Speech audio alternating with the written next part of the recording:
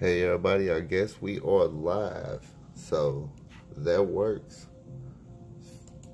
Yeah, it feels a little weird. I haven't done this in a minute.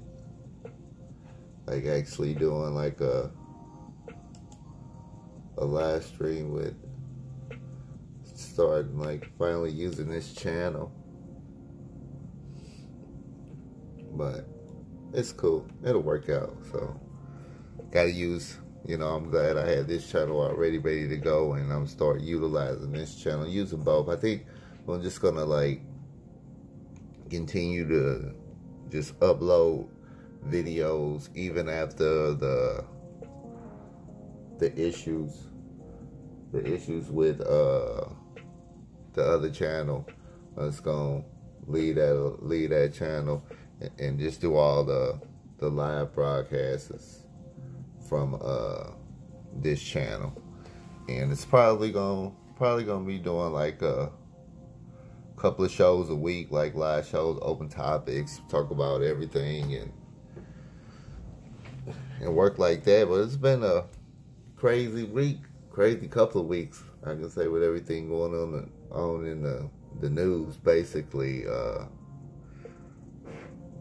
we got a government shutdown again. It's looming. Kamala, whatever I guess I've been pronouncing it, and her campaign has pretty much been torpedoed and has taken on heavy damage. And Cory Booker never had a chance right from the beginning. Just see that. I seen him on the Breakfast Club.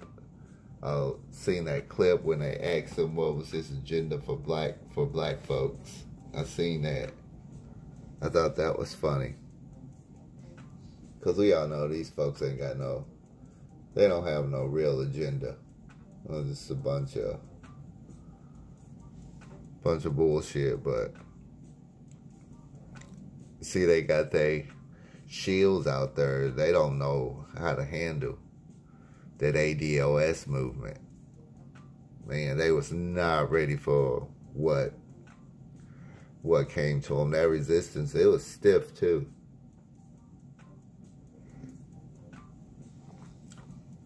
And I'm glad that this is taking place, because this is well overdue. Oh, excuse me. But it's been well overdue, and it was basically about that time for things to change, because descendants of slaves in this country, or or some serious economic issues. And it's on the brink, and you can't like continue to allow these politicians and stuff dictate or put these fake motherfuckers out there and claim that they represent, and they don't. Now, I was watching on Tariq Nasheed's show, him, and he had Jason Black, and he had Professor Black Truth. He had they all did like they was all on a live stream together, and they came up with some very interesting points and things, and they gave a lot of information. Me personally, I like Professor Black Truth, because I like the no-nonsense. Seems like he has a no-nonsense attitude. He gets straight to the point and tell you how to deal with them clowns. But all three of them brothers give some good information in their own unique way. I just like the way Professor Black Truth presents his information. It gets my attention.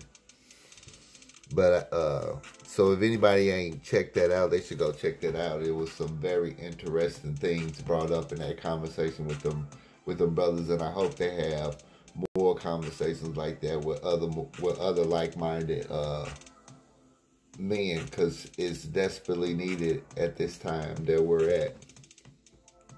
And, you know, Yvette Cornell and Antonio Moore from Tone Talks, them guys, and him and Yvette Cornell, you know, that's where I first heard ADOS and DOS from, was Yvette, watching Yvette Cornell show. And then Antonio Moore would call in. That's how I found out about Tone Talks. And he would call in and then just give valuable information. And then I went to the brother YouTube channel and watched a bunch of his content. And the brother gave some really good information that pretty much co-signed the things that Yvette Cornell talks about. And, you know, there's some of the minds behind the whole ADOS movement. You know, I have seen Yvette Cornell break some stuff down. And it was just like, man, this sister knows what she's talking about. And it was broke down to where you can literally understand it. So go check them out. You can find Yvette Cornell at Breaking Brown and Antonio Moore at Tone Talks on YouTube. Go check out, everybody check out Tariq Nasheed and Jason Black and Professor Black Truth too. All of them have a lot of valuable information. And spread the word, you know. So I thought what I've been seeing, and I've been seeing the corporate whores in their shells, you know, panicking. And we need to start making moves as a block and start having consequences for the people that betray DOS people in this country. Because there's a lot of people in corporate media and in these political parties that they don't give a shit about black people. They've been using the black people for their votes for decades. And I think another thing that should be addressed too is the black church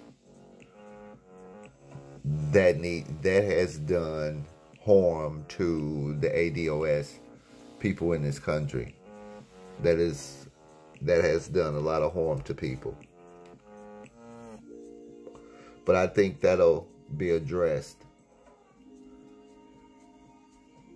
along the way, because I just think this is going to be a pretty interesting year leading up to 2020. And I think it is very critical that we squeeze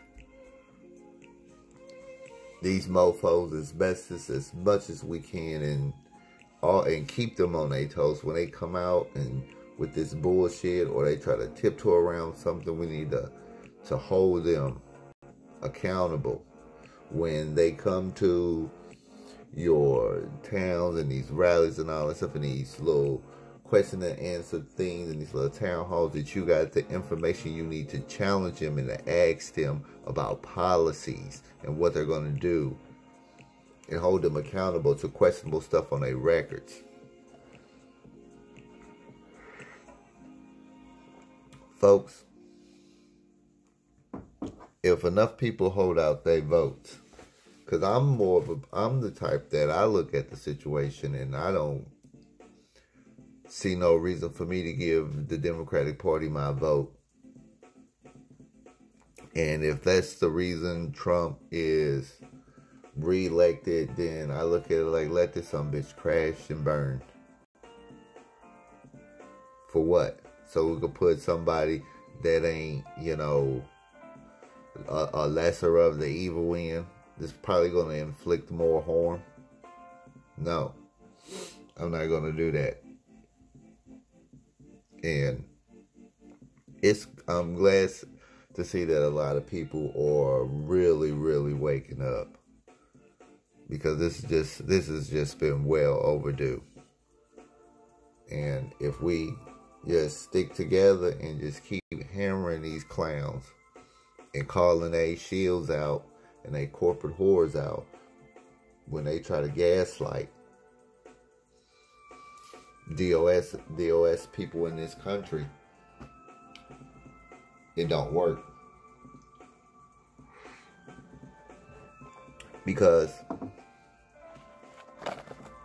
you know, a lot of us see what the media and all this other stuff is, what it is for. For decades, they have just been painting the image of ADOS people, especially men that's ADOS, males in this country. Right from, you know, ever since, you know, they took us off the plantation, let us off the plantation. It's been like this. And it shows, you look up the statistics, you know, black American descendant of slave males in this country are at the bottom. In education, economically, it's nowhere on the level with other groups. And the United States government and these politicians, they come to the ADOS communities when it's time to get a vote, tell them a bunch of bullshit. They use some of these churches to spread that bullshit just to get a vote, and then black folks are pretty much left holding the bag while everybody else reap the rewards.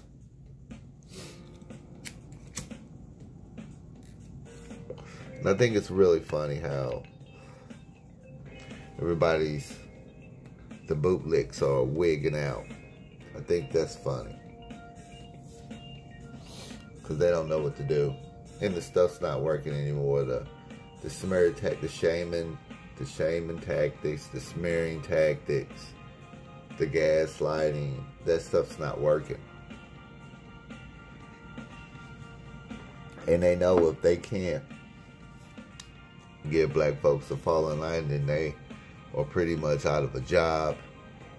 And they can't come to the ADOS community because they shunned.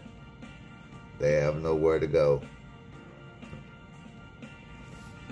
So, you know, it's their whole livelihood is at stake. You know, they have made a career, you know, off of lying, gaslighting, the whole shebang to the DOS community.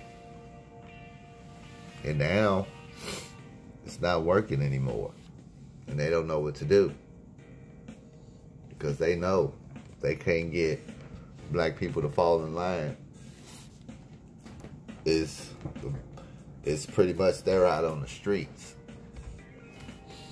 And sometimes, you know, things like that happen when you do things intentionally to people to cause them harm, or you mislead them with information,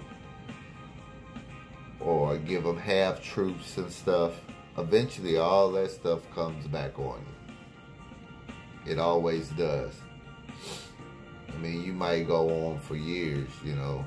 Joy Reid been on MSNBC gaslighting people for a good minute.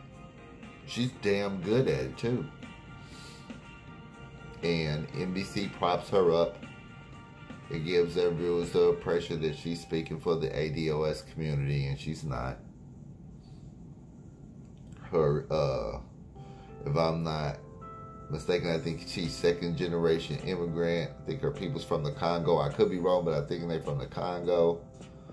And the Congo's in a mess because I think that's where most of the cobalt is. The little stuff that they put in the cell phones and these electric cars, if I'm not mistaken, that stuff. Maybe Joy Reid could be, you know, focus more on that.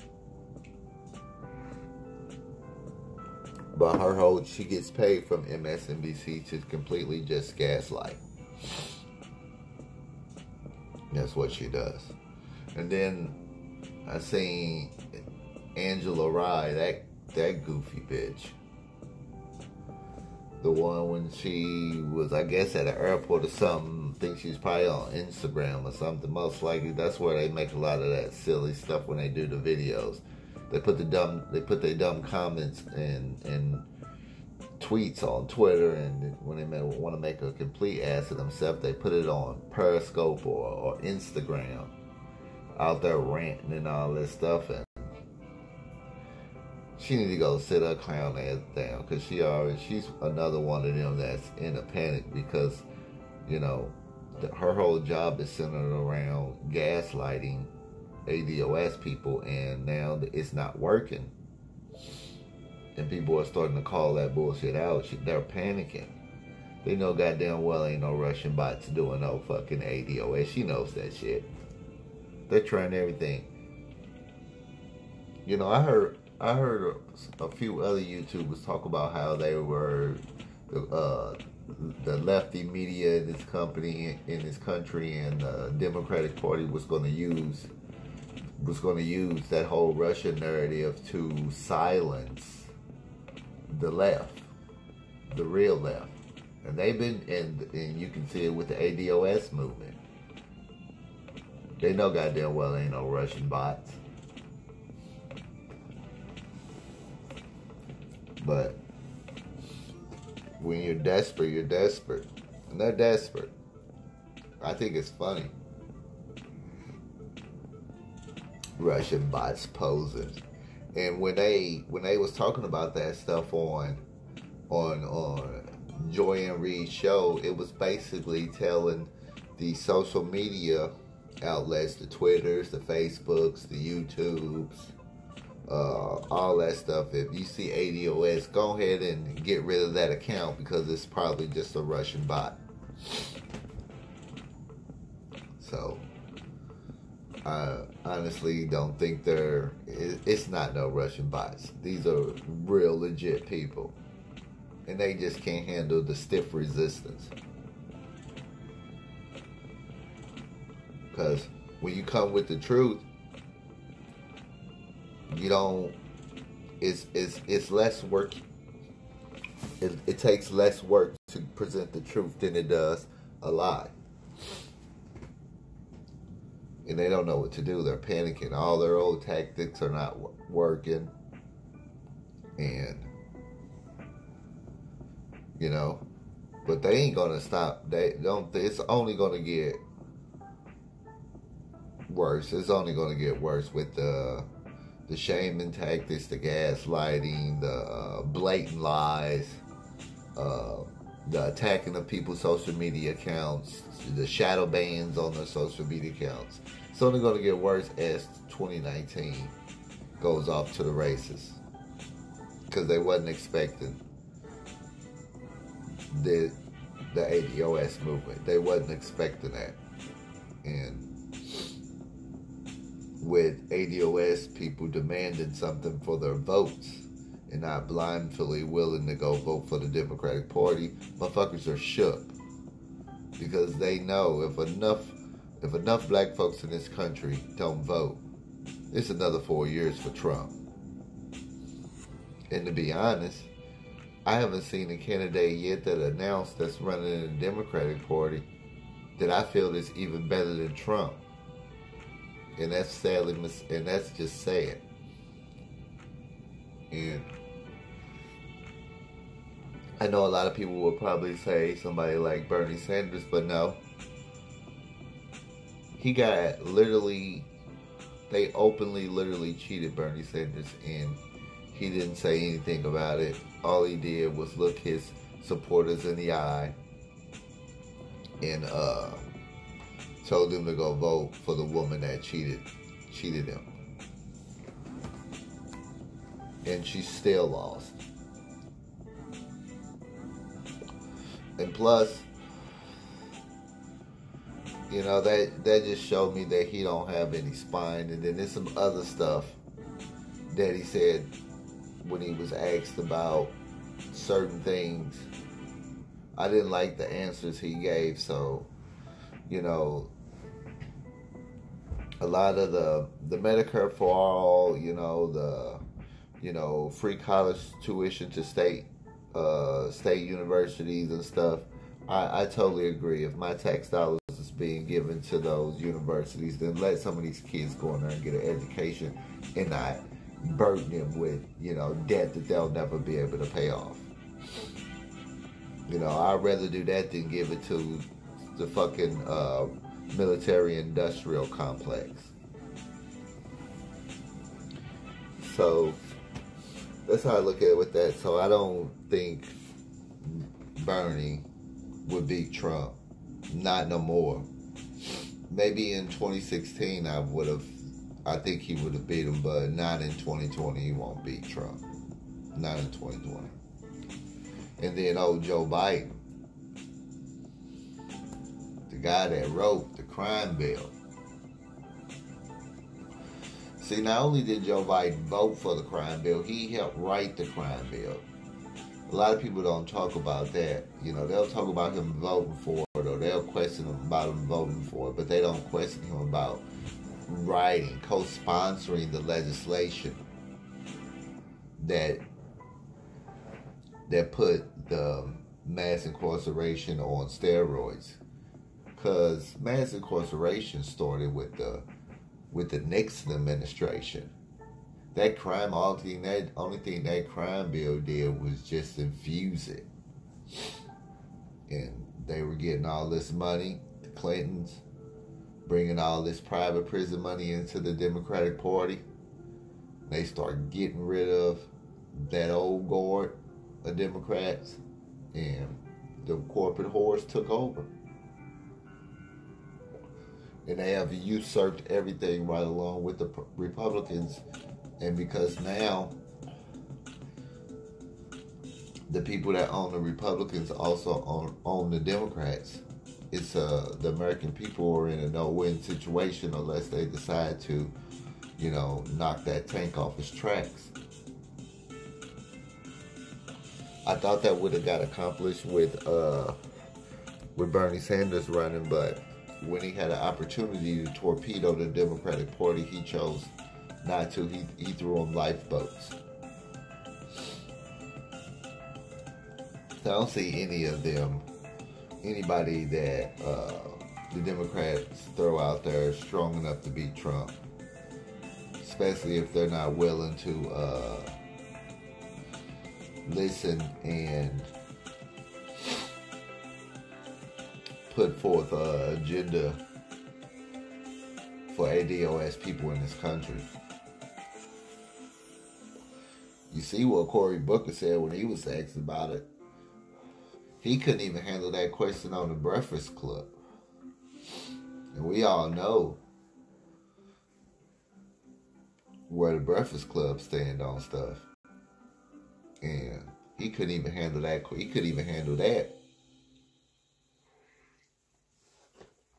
I was surprised he even got asked that he had an agenda for black folks. I really did. I was surprised that he was even asked that question. I was surprised. And then I heard him on I heard Cory Booker on the Tom Joyner show, and that shit was fucking ridiculous. Had that gay ass dude, Roland Martin was on there, that fucking clown. I still remember him dancing with Hillary Clinton looking like a damn clown up there. Looking like a goddamn clown. And they put people like Roland Martin up there, and they supposed to represent, American DOS. It's just crazy. It is. But I'm glad I'm seeing that American descendant slaves are starting to, unite behind an initiative. And I hope we can, something really positive that can help our people in this country come out of this. So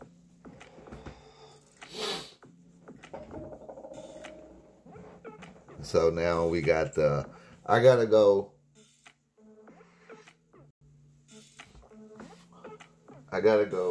take care of something real quick. I'll be right back.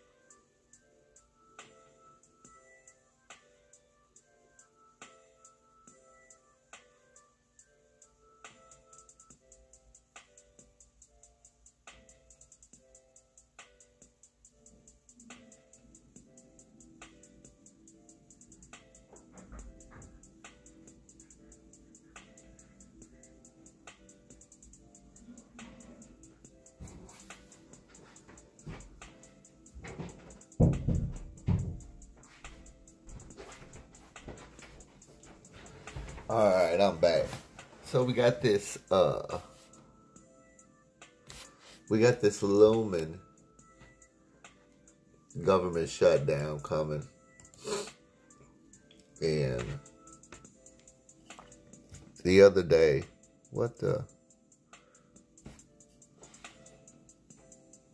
yeah, it's okay, it's still going. So the other day, I seen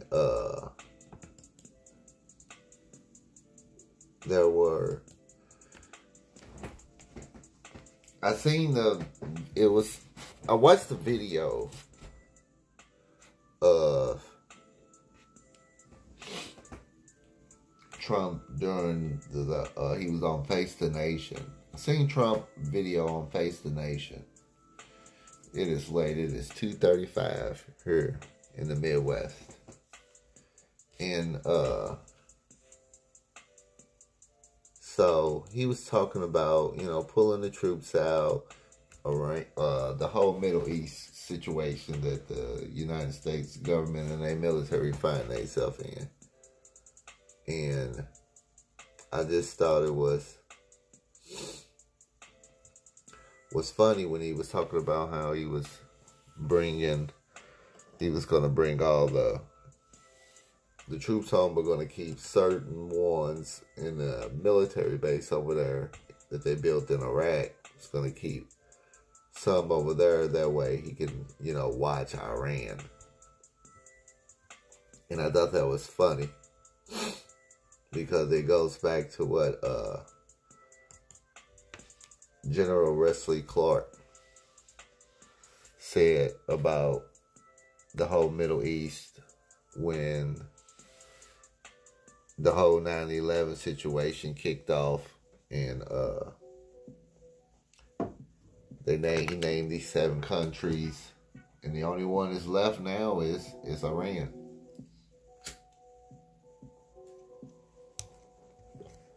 And it's crazy.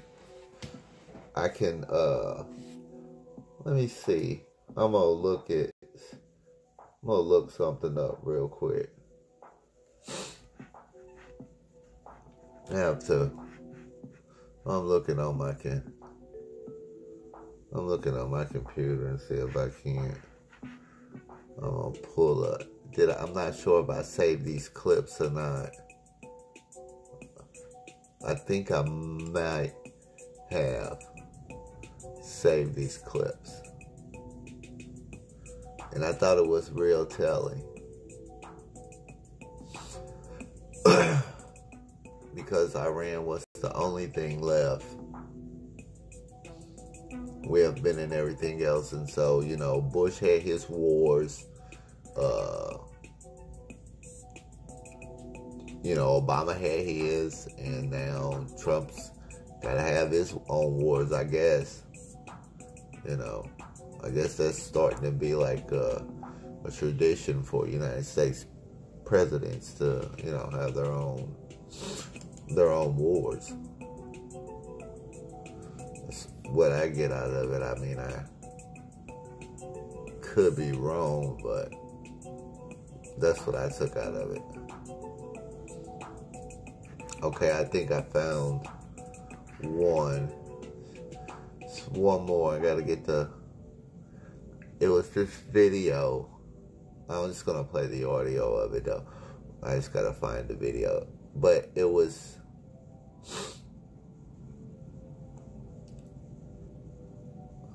I think it's this one.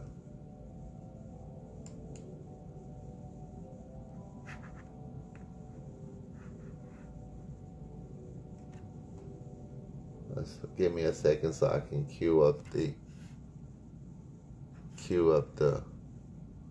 No, this is not. This one is not in. Let me take that back. I want the other. It's another one. It's got like all kind of stuff in it. It's not a long video. I have to just find the audio of it because I had it. Like I find this stuff and then I save it. Just so I can have like different reference points and stuff like that. It helps. I just like having like a lot of information. But then sometimes I just forget where I put it and then I have to go back and search for it and do all that bullshit. But it's fine. This is just an open topic, so it's not really too big of a deal. I think this one's it.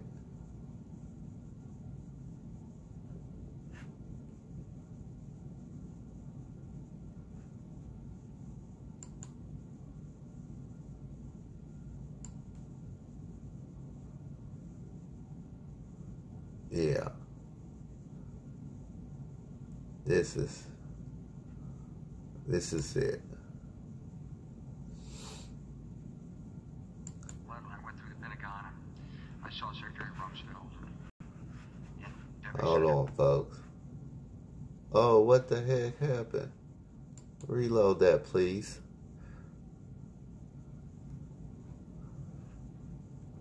Because I'd been through the Pentagon. Sometimes my audio likes to play games. Almost work for me, and one of the generals called me and he start said, the video over. Come in, you got to come in and talk to me a second. I said, well, you're too busy. He said, no. He says, we've made the decision. We're going to war with Iraq. This was on or about the 20th. Because I'd been through the Pentagon right after 9/11.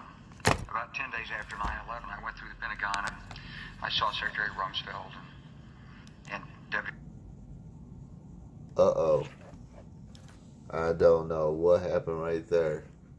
But that really sucks because I did not try to do that. I have no idea what happened. Hopefully. Because I'd been through the Pentagon right after 9/11. Okay. About 10 days after 9/11, I went through the Pentagon and I saw Secretary Rumsfeld and Deputy Secretary Wolfowitz. I went downstairs just to say hello to some of the people on the Joint Staff who used to work for me, and one of the generals called me and he said, sir, you got to come in. You got to come in and talk to me a second. I said, well, you're too busy. He said, no.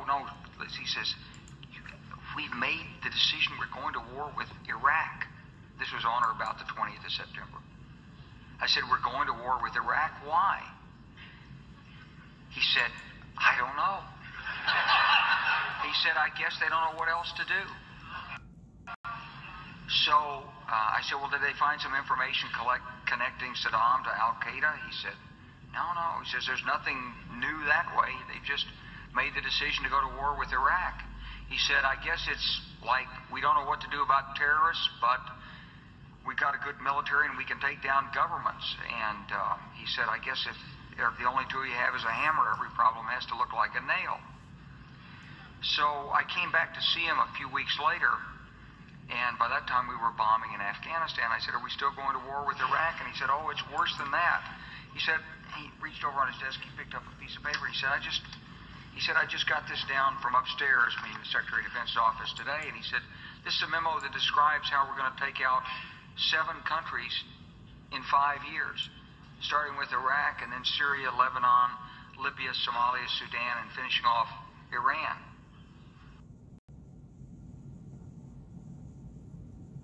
This is a memo that describes how we're going to take out 7 countries in 5 years, starting with Iraq. My fellow citizens, at this hour, American and coalition forces are in the early stages of military operations to disarm Iraq, to free its people, and to defend the world from grave danger. And then Syria. We had a chance to talk about a wide range of international issues, including the situation in Syria. And I have to say that all of us who've been seeing the terrible pictures coming out of Syria and Homs recently recognize it is absolutely imperative for the international community to rally and send a clear message to President Assad that it is time for a transition. It is time for that regime to move on, and it is time to stop the killing of Syrians. I don't understand something. Why did that show up?